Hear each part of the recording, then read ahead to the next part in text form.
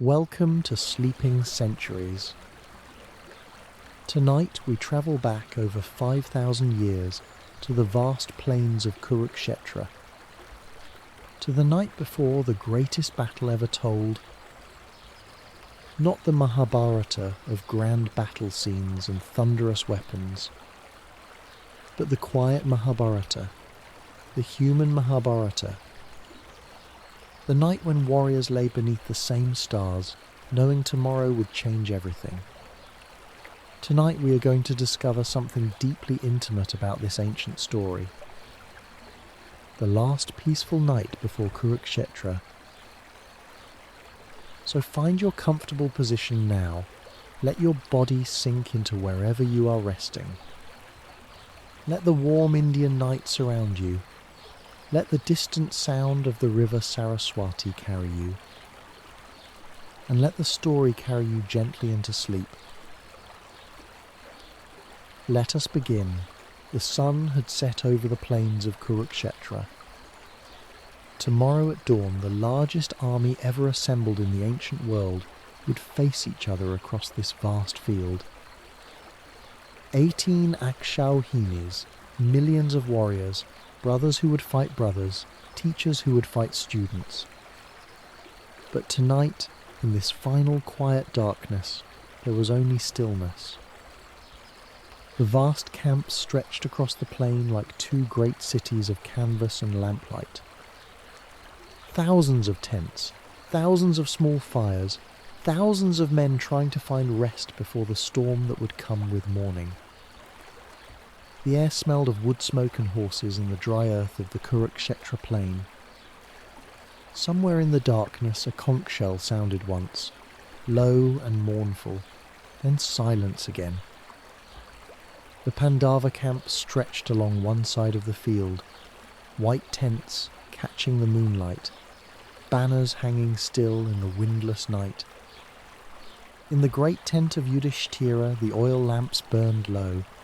The eldest Pandava sat for a long moment looking at nothing. Tomorrow he would lead his brothers into a war against his own cousins, against men who had taught him archery, against elders who had carried him as a child. This was not a war of strangers. This was the most painful kind of war, a war within the family itself. Outside, across the dark field, the Kaurava camp glowed with its own scattered lights, equally vast, equally restless, equally human. On both sides, beneath the same star-filled sky, men were trying to sleep, trying to find a few hours of peace before everything changed forever is less than. In his tent, Arjuna lay upon a simple bed of cloth spread over the ground. The greatest archer of his age, the warrior whose skill was unmatched, and yet tonight his mind would not be still. Earlier that day he had stood upon his chariot looking across the battlefield, looking at the armies gathered, looking at the faces of those he loved standing among the enemy. His teacher, Dronacharya, his grandfather Bhishma, cousins he had played with as a child. The weight of tomorrow pressed upon his chest like a physical thing. He turned onto his side, then onto his back, looking up at the canvas ceiling of his tent, listening to the distant sounds of the camp settling into uneasy quiet. Beside him, in their own corners of the great tent, his brothers tried to find their own rest. Bhima, whose strength was legendary, lay still, but his breathing was not the breathing of sleep. It was the breathing of a man holding back thoughts too heavy to speak aloud. Nakula and Sahadeva, the youngest, had finally drifted into the restless sleep of young warriors before their first great battle. Draupadi sat near the entrance of the tent, her shawl wrapped around her shoulders, looking out at the vast dark field where tomorrow would unfold. She did not sleep. Not yet. Some nights are too important for sleep to come easily. And in his own tent nearby, Krishna sat with Arjuna, speaking softly, the lamp between them casting long, gentle shadows. What passed between them that night, the old texts say, was not yet the great teaching of the morning. That would come later, on the battlefield itself. Tonight there were only quiet words, a friend comforting a friend, a guide preparing a heart that was not yet ready for what tomorrow would ask of it. Slowly as the night deepened, even Arjuna's restless mind began to quiet. The lamp burned lower, Krishna's voice grew softer, and somewhere in the deep hours of night, sleep finally came. In another part of the camp, in a tent set slightly apart from the others, lay Bhishma, the grandsire, the oldest and most respected warrior on either side of this terrible war. He was old now. His body had seen nearly 100 years of life, and tomorrow he would fight against the very grandchildren he had raised with his own hands. He lay awake for a long while, an old soldier's habit of restlessness before any important dawn. His mind drifted back through decades of memory, the vow he had taken as a young man, giving up his own right to the throne, giving up marriage, giving up the simple joys other men were permitted, all so that the kingdom could have peace. And now, in his final years, that very kingdom was tearing itself apart regardless. There is a particular tiredness that comes not from the body but from having lived through too much, having seen too much, having carried too much for too long. Bhishma had that tiredness now, lying on his simple bed in the flickering lamplight. Outside his tent the camp had grown quieter. The fires had burned down to embers. Even the horses had settled, their soft breathing audible in the night silence.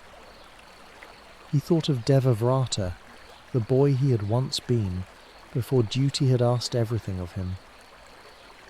And slowly, as old men often do, he found a strange peace in surrendering to sleep. Whatever tomorrow held, tonight at least, rest would come. Nearby, in his own tent, Dronacharya, the great teacher of warriors, faced his own quiet struggle. Tomorrow he would fight against Arjuna, the very student he loved as his own son, the student whose skill now perhaps surpassed his own. The teacher's heart does not easily accept fighting against what he himself has created. He closed his eyes in the darkness, breathing slowly, trying to find the warrior's discipline that had carried him through a lifetime of battles. Discipline, in the end, is what allows rest to come, even when the heart resists it.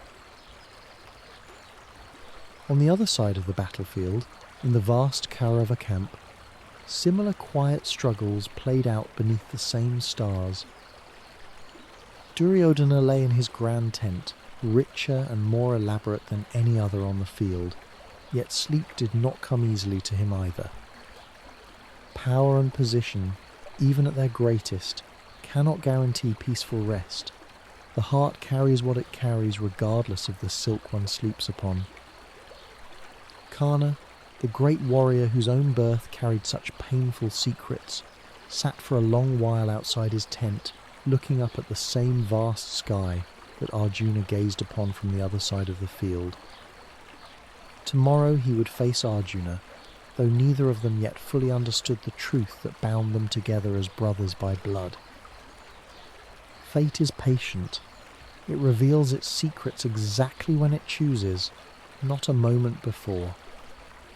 Karna breathed the cool night air slowly, his mind moving between duty and destiny, between loyalty and the strange ache of belonging nowhere completely. Eventually, even his restless heart found a measure of stillness, and sleep, reluctant but necessary, claimed him as it claims every warrior eventually.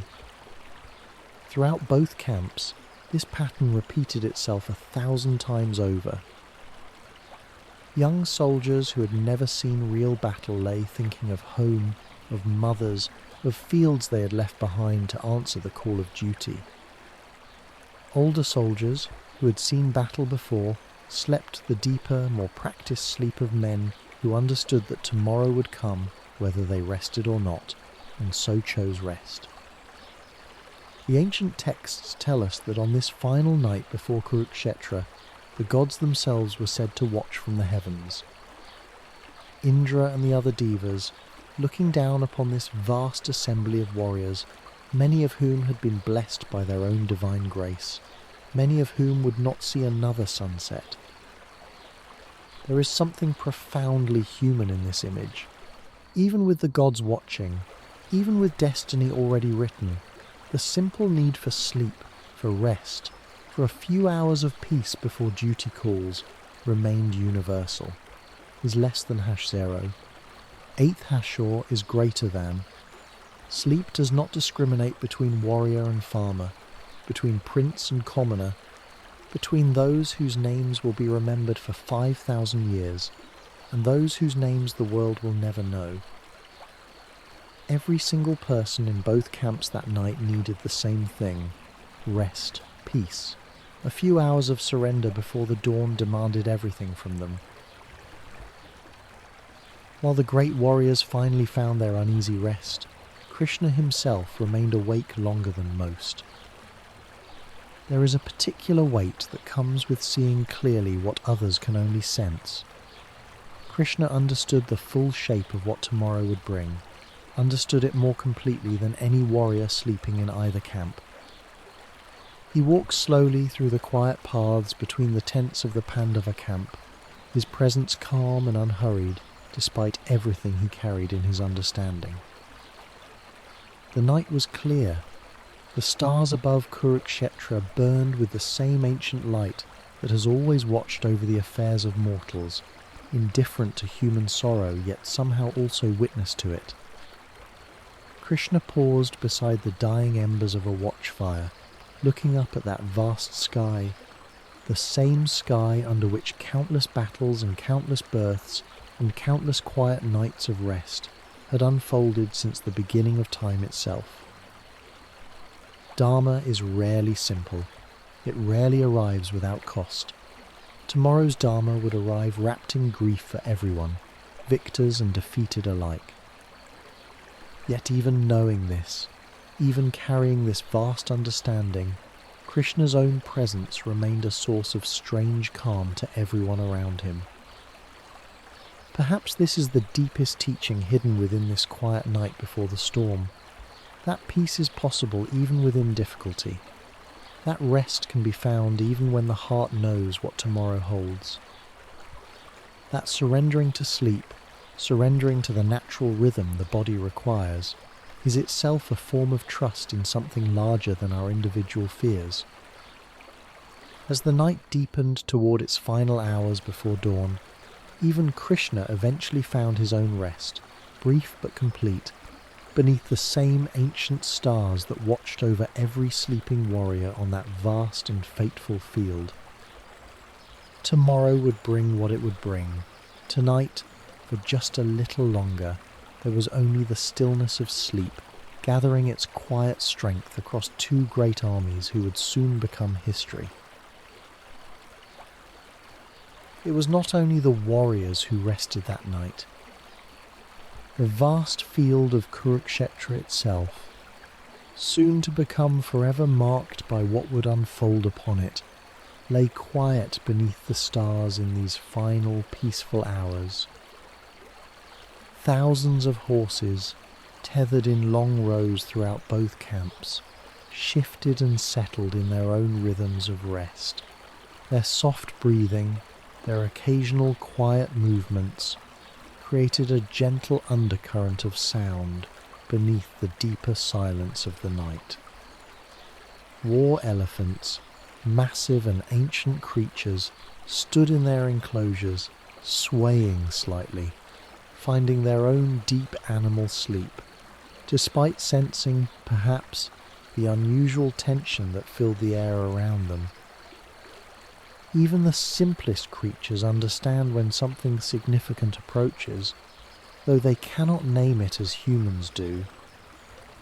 Crickets continued their endless night song throughout the dark grass surrounding both camps. indifferent to the affairs of kings and warriors, continuing the same patient music they had always sung beneath these stars. A gentle breeze moved across the plain as the night deepened, carrying with it the mingled scents of both camps, wood smoke and horses, and the dry grass of the Kurukshetra plain. Somewhere in the darkness, the distant sound of the Saraswati River continued its eternal patient flow, utterly unconcerned with the human drama unfolding along its banks. Rivers have their own sense of time, vastly different from the urgent concerns of mortal warriors counting down toward dawn. The moon, nearly full, cast its pale silver light across the vast field, illuminating row after row of sleeping tents, the occasional glow of a watchfire, the silhouettes of sentries standing their patient night watch.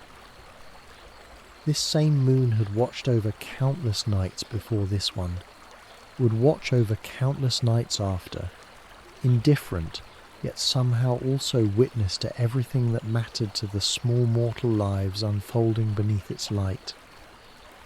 There is a particular comfort in this thought, that the natural world continues its eternal rhythms regardless of human drama, that the stars still burn, the rivers still flow, the crickets still sing, even on the night before the greatest battle ever fought.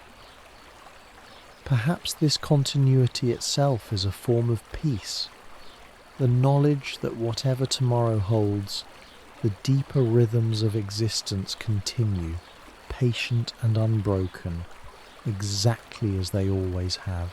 In the deepest hour of night, when even the most restless minds finally surrender to exhaustion, a particular stillness settled over both camps. This is the hour the ancient texts call the Brahma Muhurta approaching, though it had not yet fully arrived. The hour when the boundary between waking and dreaming grows thin, when the mind finally releases its grip on the day's concerns. Throughout the Pandava camp, warriors who had tossed and turned for hours finally found deeper rest. Their breathing slowed. Their muscles, tense with the day's preparations and tomorrow's anxieties, finally began to release. The body, regardless of what the mind fears, eventually claims what it requires. This is perhaps one of the deepest mercies built into human nature, that even facing the most significant day of one's life, sleep eventually comes, offering its necessary restoration.